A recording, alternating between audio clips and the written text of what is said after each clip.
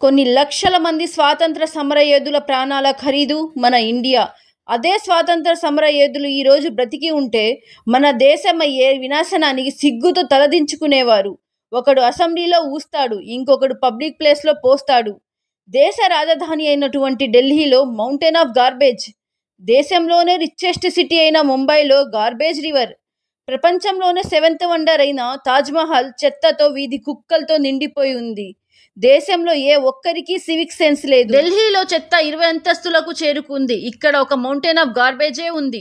వీటి నుంచి వచ్చే విషవాయువులు పీల్చడం ద్వారా రకరకాల హెల్త్ ఇష్యూస్.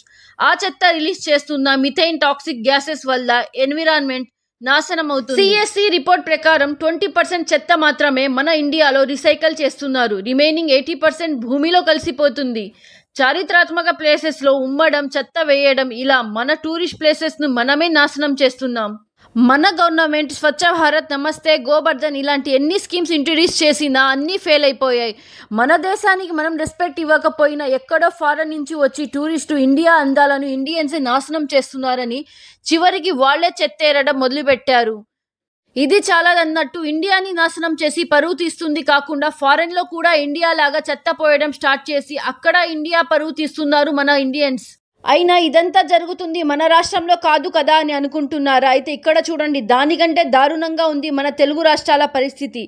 ఎక్కడ పోయకూడదు అని రాసి ఉంటారో అక్కడే పోస్తారు. కొంచెం వాన పడితే కాల్వలు బ్లాక్, చెత్తతో రోడ్లు బ్లాక్. దీనితో పాటు మల మూత్రాలు రోడ్లపై చేరి నీసు వాసన. ఎందుకంటే ఇది నా ఇల్లు కాదు కాబట్టి నాకు సంబంధం లేదు. Prestige issue. మున్సిపాలిటీ చేసే పని మనమేంటి చేసేది? క్లాసిజం, అదే కుల వ్యవస్థ. మా కులంలో ఏంటి మురికి పనులు చేసేది?